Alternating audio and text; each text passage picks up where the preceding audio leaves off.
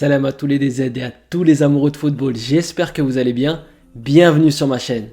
Avant toute chose, lâche-moi un like et abonne-toi à la chaîne si ce n'est pas encore fait. N'oublie pas que je suis présent sur tous les réseaux sociaux. Dans le futur, je vais lancer tous mes lives sur ma chaîne Twitch, donc venez déjà me rejoindre, je viens de la créer. On est déjà plus de 120 sur Discord, alors venez nous rejoindre, tous les liens sont dans la description. Au programme de cette vidéo, on va revenir dans un premier temps sur le match aller des barrages de qualification pour la Coupe du Monde entre le Cameroun et l'Algérie.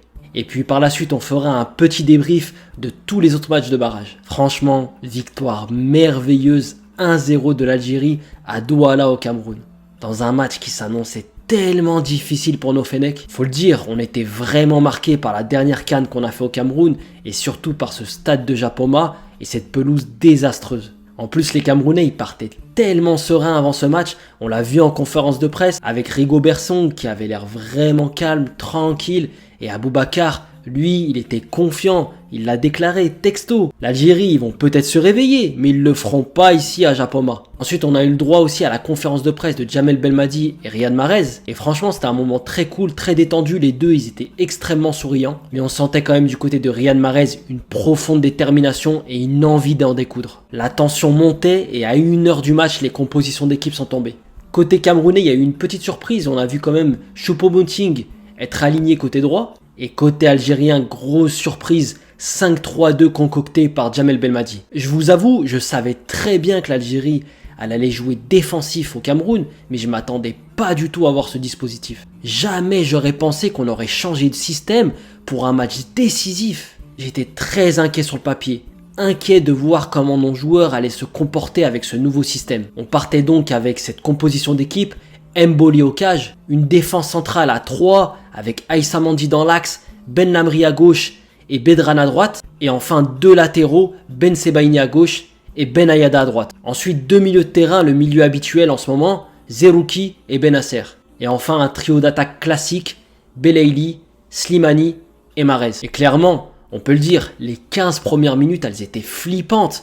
L'Algérie, elle était dépassée, ils n'arrivaient pas à s'en sortir. On était incapable de mettre le pied sur le ballon et les Camerounais ils nous asphyxiaient par leur pressing. Une fois ce petit quart d'heure inquiétant passé, on a clairement vu comment le match il allait se dérouler. On a commencé à mettre le pied sur le ballon, mais clairement notre tactique c'était de rester très bas sur le terrain et d'opérer en contre. Et en plus on restait pas bas avec seulement 5 défenseurs. Mais il y avait 5 défenseurs plus nos 2 milieux de terrain qui faisaient office finalement de deuxième ligne défensive. Donc pour ceux qui pensent que le Cameroun il a été mauvais, il n'a pas été mauvais. C'est surtout que quand vous mettez 2 lignes défensives avec 7 joueurs comme ça, mais comment vous voulez faire pour passer un tel mur défensif? Au-delà de la performance collective de notre équipe elle a été tellement forte mentalement, physiquement et tactiquement. J'ai aussi beaucoup aimé la relance très tranquille de nos défenseurs. Au début, ils balançaient, et puis à un moment donné, ils ont compris qu'il fallait relancer court, et quand ils le faisaient, ça marchait très très bien. Au niveau individuel, Mboli il a été tellement précieux, vous connaissez son défaut, il a du mal dans les sorties aériennes, mais là il les a quasiment toutes réussies. Il nous a aussi fait gagner beaucoup de temps, très très gros match de sa part. Nos 5 défenseurs, ils ont tout simplement été monstrueux. Ben Sebaini il a tellement dégoûté Choupo-Moting, qui jouait pas à son poste, faut le dire, c'est pas un ailier, que le gars, en deuxième mi-temps, il est passé de l'autre côté vers Ben Ayada. Par contre, Ben Sebaini, il a pris un carton stupide qui le prive du match retour. Ça va vraiment être une perte pour nous. On va sans doute avoir l'occasion de voir Touba à sa place. Je pense que ce ne sera pas une grande perte parce que Touba, c'est un très bon défenseur. Maintenant, il va devoir le prouver sur ce match. Moi, j'ai pas tellement peur de ça parce que le Cameroun, il est très fort côté gauche et en pointe. Mais sur son côté droit, c'est pas les plus forts. Ils n'ont pas les meilleurs joueurs non plus. Ben Lamri, il a été tellement fort dans son domaine de prédilection, à savoir l'impact physique et l'agressivité. Très gros match de sa part à lui aussi. Mais le meilleur pour moi du match, ça a été Aïssa Mandi. Incroyable, monstrueux. Pour ceux qui le critiquaient, qui pensaient qu'il était en manque de rythme et qu'il fallait le remplacer, mais vous êtes fous, c'est notre titulaire indiscutable à ce poste, au même titre que Riyad Mahrez ou Benasser. Mais vous avez vu toutes les interventions qu'il a fait, il a été monstrueux. Le seul défaut de Mandi, on le connaît tous, c'est qu'il n'a pas un gros jump. C'est quelqu'un dans les duels aériens, il se fait souvent manger. Mais quand le ballon il est au sol, pour réussir à le passer, il va falloir se lever de bonne heure. Bedran a fait aussi un match très solide, il m'a vraiment surpris. Gros match de sa part. Et enfin, la très bonne surprise, Benayada, je ne le pensais pas voir titulaire, même si je l'espérais. Monstrueux. Quel match de sa part. Toko Ekambi, il n'a pas existé sur son côté. Pour moi, dans les gros matchs, il a gagné sa place de titulaire assurée. Je le savais tellement fort défensivement, mais il m'a impressionné. Maintenant, ça demande quand même une confirmation, parce que là, on était dans un système 1-5 qui forcément le favorise. Mais il faudrait le voir dans un match où on jouera à 4. On va voir s'il sera aussi solide défensivement. On va passer à nos milieux de terrain, où Bennacer, pour moi, il a été phénoménal. Je sais que certains l'ont critiqué, mais moi, honnêtement, il a eu quelques pertes de balles. Mais quel travail il a fait au milieu de terrain. Ils étaient 2 contre 3. C'était très difficile pour eux. Mais Bennacer, dans le travail d'harcèlement, dans le pressing, qu'est-ce qu'il est précieux. Je ne sais pas si vous vous rendez compte de la débauche d'énergie qu'il a eu dans ce match. Zerouki, il a été beaucoup moins bien, il faut le dire.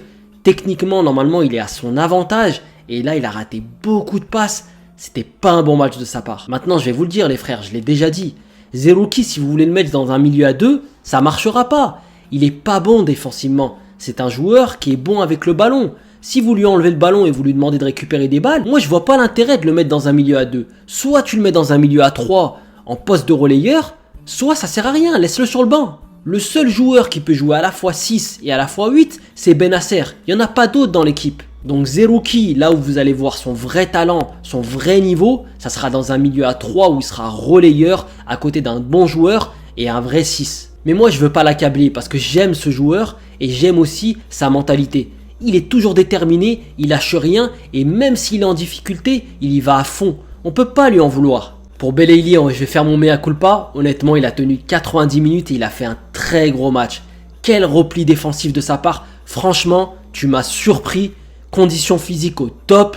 Tu m'as vraiment fait plaisir dans ce match. Il a été précieux dans sa faculté à éliminer les adversaires et à garder le ballon. Et puis quel pied droit il a franchement.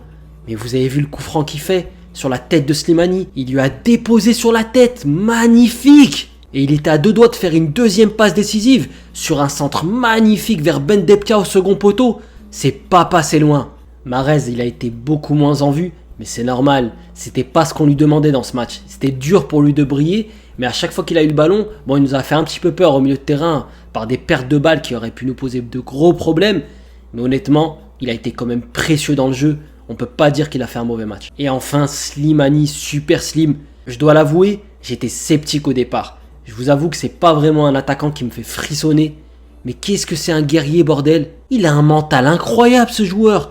Il peut louper 1, 2, 3, 4 occasions. La 5e, il va toujours être là. Son pressing, il a été impressionnant. Quelle débauche d'énergie de sa part. Un match énorme de Slimani qui va peut-être nous envoyer au Qatar. Parlons un petit peu des entrants où Ben Depka, il a fait encore une belle entrée. Honnêtement, il a un vrai coup à jouer, ce joueur. Guedioura, il est bien rentré, il a bien stabilisé le milieu de terrain. Belfodil a été très critiqué dans son entrée. Mais désolé les frères. Vous voulez qu'il fasse quoi? Il est rentré dans une fin de match où le Cameroun il poussait, ils avaient tout le temps le ballon, vous voulez qu'il fasse quoi? Lui, le pauvre, il avait un rôle ingrat, il essayait de garder les ballons et tout, mais c'était très difficile pour lui.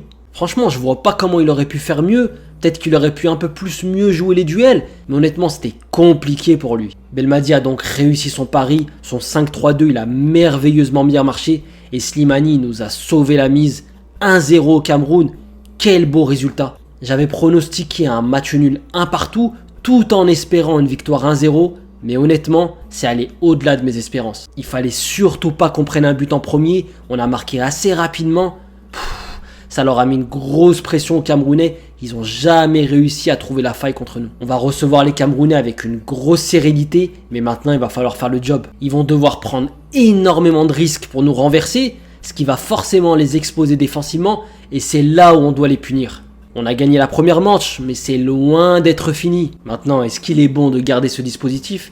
Franchement, si j'étais Belmadi, je repasserais pas en 5-3-2, mais j'opterais pour un 4-3-3, surtout à domicile, où là on va devoir vraiment jouer au football.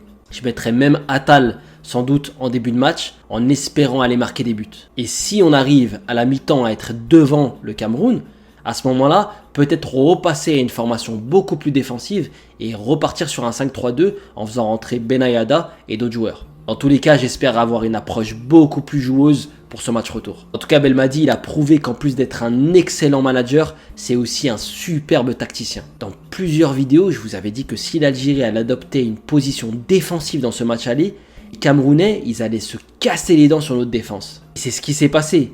En tout cas, le match retour, il va être incroyablement stressant, très très dur à vivre. Maintenant, c'est à nous de se rendre le match facile en adoptant la bonne stratégie. J'aimerais quand même répondre pour ceux qui ont critiqué Belmadi et les joueurs et l'équipe, comme quoi, soi-disant, ils avaient proposé un non-football, ce genre de choses. Franchement, vous êtes très très dur. Je l'avais bien dit dans d'autres vidéos que Belmadi ne devait pas adopter une approche à la Guardiola, mais plutôt à la Simeone. Et c'est ce qu'on a vu durant ce match. Quand vous avez une pelouse en mauvais état, un climat très difficile avec 35 degrés, la pression de jouer sur un terrain dans lequel on a fait n'importe quoi il y a un mois, et surtout, jouer contre un pays pour lequel on n'a jamais réussi à faire une performance dans un match officiel. Et d'autant plus que ce pays n'a pas perdu chez lui depuis 1998. Donc dans ces circonstances-là, Belmadi il a bien fait d'adopter cette stratégie.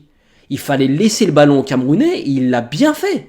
C'est une stratégie certes qui est osée, mais en définitive, du moment où elle a marché, on ne peut que féliciter Belmadi. Mardi, ça sera un match décisif qui va décider si on va aller au Qatar en fin d'année ou non, Inch'Allah. On va passer tout de suite aux autres matchs des barrages qui étaient très très intéressants. J'ai regardé le match entièrement du Maroc contre le Congo, parce qu'il avait lieu avant notre match des Fennecs. Je vais être clair, pendant à peu près 1 heure, le Congo, je trouve qu'ils ont été largement supérieurs aux Marocains. Encore une fois, j'ai pas du tout compris la décision de Vaïd de se passer de Sofiane Boufal en attaque. T'as un joueur qui est le seul qui est capable de vraiment faire du mal sur les côtés.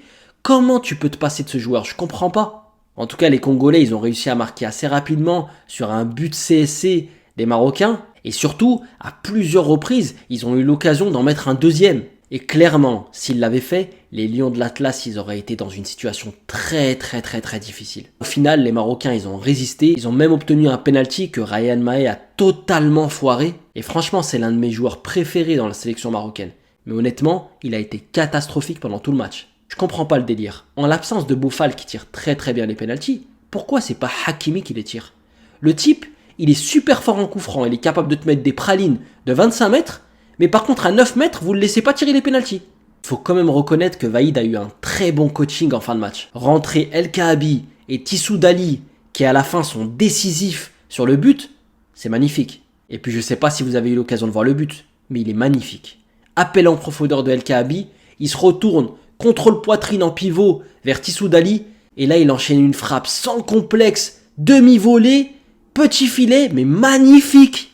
Franchement, techniquement, c'était du très haut niveau ce but. En tout cas, les Marocains se sauvent avec ce match nul un partout au Congo. Maintenant, j'ai vu beaucoup de critiques envers les Marocains. Je veux pas être trop dur avec eux parce que le match, il est dans des conditions très compliquées. Ils jouent à 16h à Kinshasa au Congo, dans un pays où c'est très difficile d'aller gagner, contre une équipe qui est solide et embêtante, avec des bons joueurs quand même, comme Bakambu. Sur un terrain, je crois qu'il était synthétique. Franchement, c'est dur d'aller faire un résultat dans ces conditions. Donc là, le Maroc avait beaucoup de circonstances défavorables. Donc ramener un match nul, un partout, à l'extérieur, franchement, au final, ça donne un bon résultat. Je pense qu'ils ont juste à faire le job maintenant chez eux au Maroc pour valider la qualification au mondial au Qatar. On va passer à Mali-Tunisie que malheureusement je n'ai pas pu voir. J'ai regardé un résumé du match et il y a beaucoup de choses à dire aussi. Globalement, les Tunisiens ont plutôt bien géré ce match. Ils se le sont rendus facile, mais surtout grâce aux Maliens. Parce que franchement, Sissako, il a détruit son équipe. But contre son camp, gag. Incroyable ce but. Et derrière, il enchaîne avec un carton rouge contre lui. Mais franchement, il a tout foiré là. Et le carton rouge, en plus, il était à la 40e minute. Et là, les Tunisiens, ils m'ont un petit peu déçu. Parce qu'honnêtement, quand à la 40e minute, t'es à 11 contre 10, tu mènes 1-0, tu dois aller chercher le deuxième. Donc méfiance, les Aigles de Carthage. 1-0, c'est pas un score non plus qui est extraordinaire pour un match retour. Alors faites très attention, une grosse surprise pourrait vous arriver. Venez enfin l'immense match entre l'Égypte et le Sénégal, les deux derniers finalistes de la CAN. Malheureusement, là aussi, j'ai pas pu voir le match en direct parce que j'étais en live sur YouTube. Mais j'ai tout de même regardé le résumé du match qui opposait les coéquipiers de Sadio Mané à ceux de Mohamed Salah. L'Égypte, comme d'habitude, ils ont été extrêmement valeureuses avec un très bon gardien encore une fois. Ils ont marqué eux aussi sur un but gag, malheureusement 6. Après une frappe de Mohamed Salah qui termine sur la barre, elle touche le genou de 6 et elle termine dans les buts. Faut le préciser aussi, la pelouse, elle était magnifique. Le stade, il était magnifique, blindé et l'ambiance, c'était un volcan. Les Sénégalais, ils ont tenté de revenir parce que le but, il a eu lieu à la 4e minute. Donc ils ont poussé pour essayer de revenir. Ils se sont pas créés non plus masse d'occasions. Mais malheureusement, ils sont tombés soit sur un bon gardien, soit ils ont manqué d'efficacité. Et vous savez, les Égyptiens, ils sont monstrueux sur le plan défensif. Victoire 1-0 des Pharaons. Honnêtement, les Sénégalais, ils vont en baver pour pouvoir revenir et réussir à passer devant l'Égypte. Vous imaginez le champion d'Afrique qui n'arrive pas à aller en Coupe du Monde? Franchement, ça serait quand même triste pour le Sénégal. Concernant le dernier match, Ghana-Nigeria, malheureusement là aussi j'ai pas pu le voir. Et honnêtement, j'ai regardé un résumé, c'était un petit 0-0. De toute façon, je voyais le Nigeria supérieur au Ghana. Attention, 0-0 au match aller, ça peut faire punition au match retour. Il suffit que le Ghana marque un but, et là ça sera fini à mon avis pour le Nigeria. En tout cas, comme vous avez pu le voir, c'était des matchs très serrés. Les matchs retour vont être vraiment fabuleux, je pense. Rien n'est perdu pour personne, il va falloir être très fort dans la manche finale pour pouvoir se qualifier. Faites-moi part de vos avis dans les commentaires. Et comme toujours, si t'as kiffé la vidéo, lâche-moi un like et abonne-toi à la chaîne pour suivre mes prochaines sorties. En attendant les frérots, prenez soin de vous et à très bientôt, Inch'Allah.